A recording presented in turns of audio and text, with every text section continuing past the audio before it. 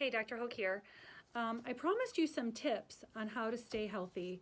I try to impart these tips to my patients every day, but my practice is probably no different than most practices right now. A lot of my patients have been scared, scared a lot by what's on the media, and they have opted to stay home and not come in for their regular chiropractic care.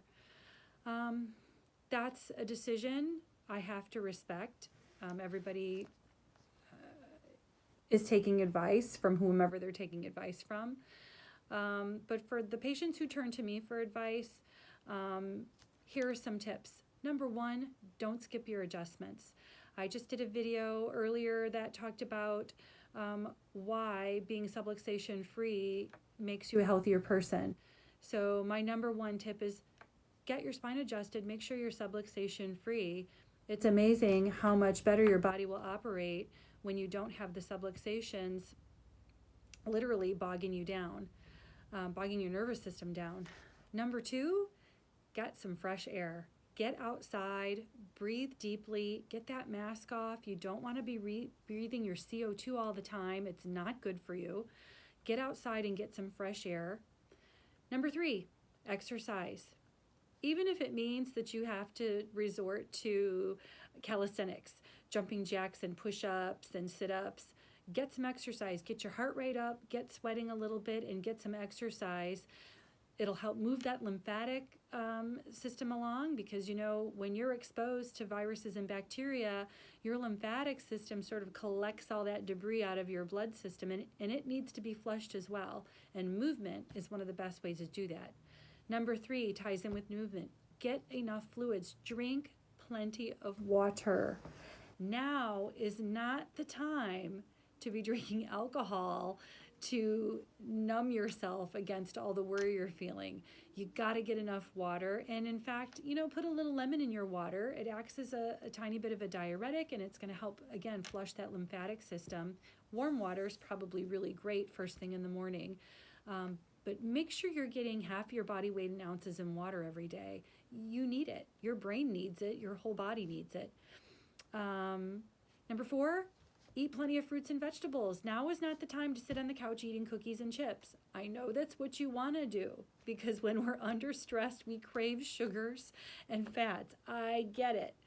But you got to keep that stuff to a minimum and make sure that you're eating your fresh fruits and vegetables and drinking all of your water, and just check in with yourself when you're at the fridge's door. Ask yourself, am I really hungry or am I just bored? If you're bored, you got to find something, a different outlet for that boredom besides eating. Number five, supplements. Vitamin C. Vitamin C is the one supplement that human bodies don't make on their own. Guinea pigs and humans do not make vitamin C. You must consume your vitamin C.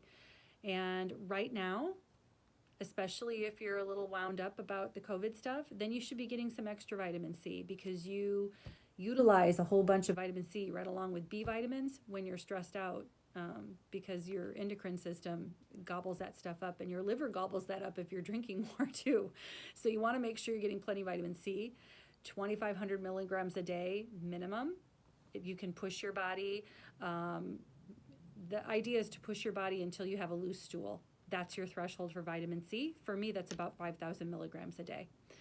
So I'm taking right now 5,000 milligrams a day. It doesn't have to be pills. It can be powder in a drink that you drink. We stocked up. When this stuff hit, I stocked up on vitamin C because I wanted it for me and my family and my patients. And it's here. You can order it from me as well. Zinc is a great way to protect the throat. I happen to get zinc in the form of a zinc and vitamin C lozenge. It's my preferred, and so zinc is another way. But another big supplement for immunity, especially viral immunity, and really all of the endocrine system working right, is vitamin D. People are so deficient in vitamin D. You know how many people I test on a weekly basis for their vitamin D levels? Even here in Florida, they come back low, below 30, or just at 30. Whoever your tester is might give you a threshold that anything above 30, at 30 or above is great, but it's not. An optimum level of vitamin D is right around 50 to 70. And if you have cancer, you need to go a little higher than that. And when you're under stress and your hormones are affected by the stress, and vitamin D really is a hormone, not a vitamin, then you really need to get it.